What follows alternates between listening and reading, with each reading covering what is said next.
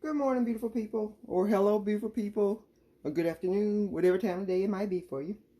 Today I'm making pumpkin spice granola, and here are the ingredients.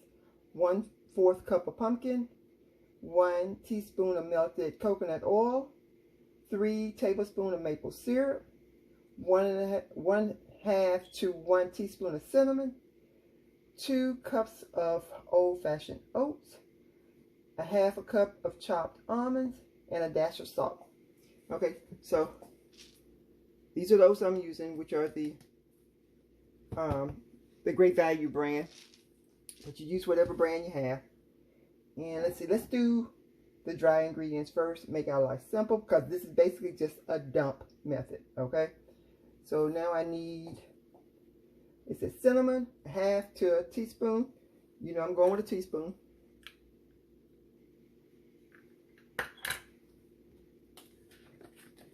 We're doing a teaspoon because cinnamon is one of my spices. So maybe a little bit over a teaspoon, but y'all already know. No such thing as too much cinnamon. Let's see. Then I need a dash of salt. If my almonds were salted, I wouldn't use salt, but since they weren't, then I'm putting a little salt in here because you know you can't buy salted almonds. Let's see, what else do I need? I need 1/2 cup of chopped almonds. Hopefully I didn't chop them too much, but they'll work. They'll be fine. Y'all know what I say. It'll be alright.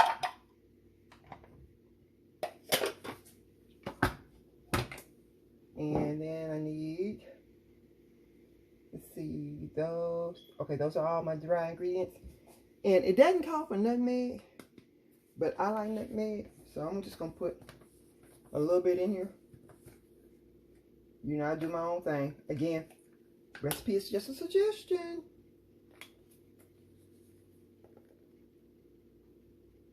And I'm going to do a teaspoon of nutmeg. Why? Because I like nutmeg. You don't want nutmeg, you don't put it in yours. And again, it didn't call for it in the recipe, so I do what I want to do. We need 3 tablespoons. Yep. 3 tablespoons of syrup. Maple syrup. That's my maple syrup.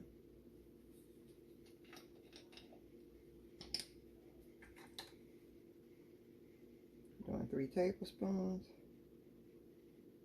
1, 2, no more, 3. 3 tablespoons of maple syrup. Put this top back on this because this stuff is not cheap. I think this little thing cost me $5 or $6. That's ridiculous. And again, it calls for coconut oil. I don't have any coconut oil. I'm not going to buy any. So I'm going to substitute it with vegetable oil. And it calls for 1 teaspoon of coconut oil. Or in my case, vegetable oil.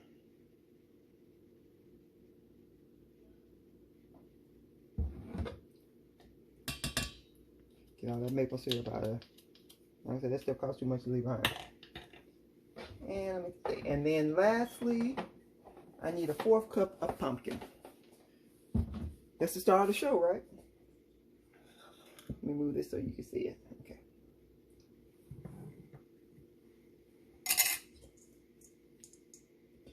Well, that got messed up. Let me give me another spoon.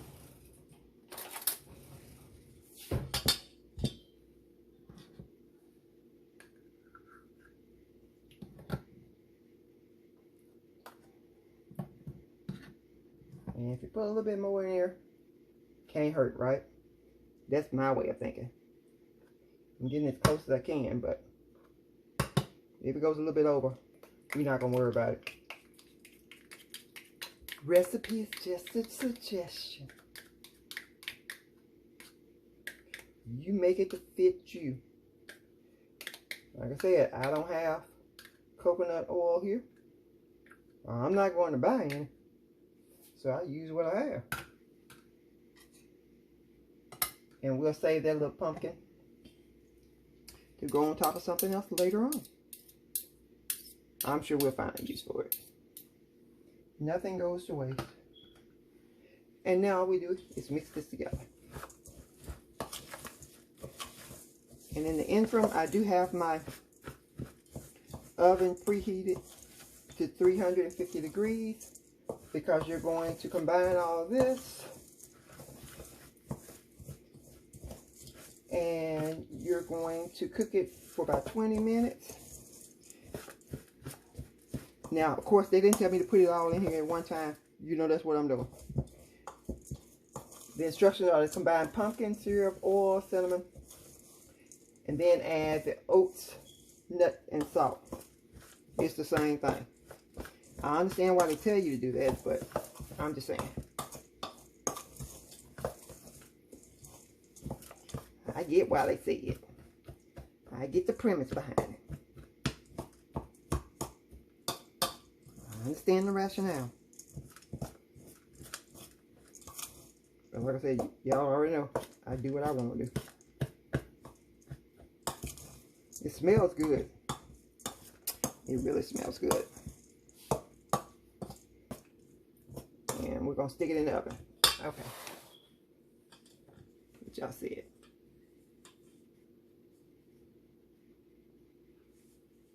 Okay, so let me get my pan that I have lined with oil, which is right here.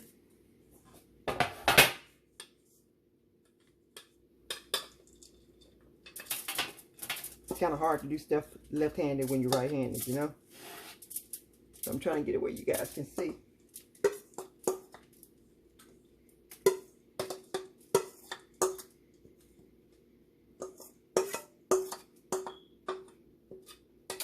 I love granola. And I'm hoping, let me move that way. Let me spread this out. And I'm hoping this has become a recipe that I like. So I'm trying to spread it out in a thin layer, but as evenly as possible across my sheet pan. Now, of course, if you use a larger sheet pan, you can probably get it spread out a little bit thinner than this. But again, we will be breaking it up halfway through. And what would be great in this is some cranberries. I love cranberries. And I actually have some cranberries and pecans. Yeah, I have some cranberries and pecans. Which I think, but we'll see. We'll see. Right now I'm thinking, once I get this done, I'll just add some cranberries and pecans in with it. But we'll see. Okay. We're going to say it's good. We're going to call it good. Comes the point in time when you have to stop, right? Okay, so that's what it looks like going into the oven. And like I said, I'm going to set my timer for 10 minutes. Cook this for 10 minutes. Take it out. Stir it up. If I remember, I will bring you back at the 10-minute mark and let you see me stir it up or break it up. But anyway, this is what we're going with right now. So I will see you in a few. Okay, so I'm at my halfway mark and I'm going to break it up some.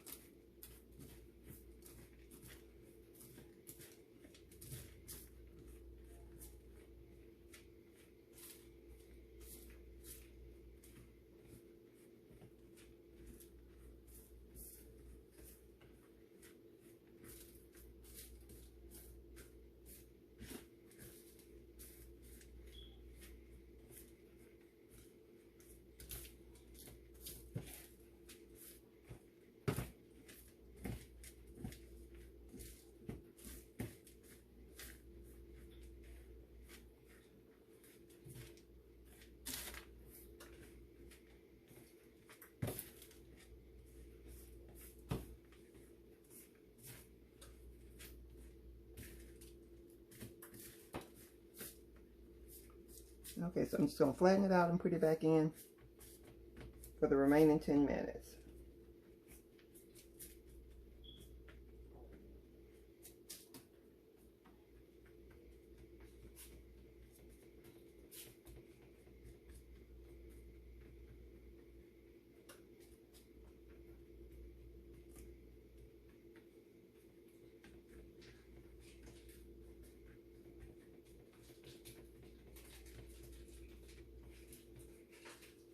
So I'll see you back in 10 minutes. Alright, so I'm back. And it's been the final 10 minutes that I cooked this. So I'm going to let this cool. And I think what I'm going to do is I'm going to split it in half. And put some granola. Put cranberry and pecans in half of it. To see if I like it or not. I like cranberries, I like pecans. Like everything in this. So I'm hoping it's going to be a winner. But anyway. I'm waiting on that to cool before I do that. Again, I will link the recipe in the description so that you can go and follow it. Because I made some modifications. And see if it's something that you might be interested in making yourself. So thanks for watching. Don't forget to comment, like, subscribe, and leave a legacy. Y'all have a great day. Bye.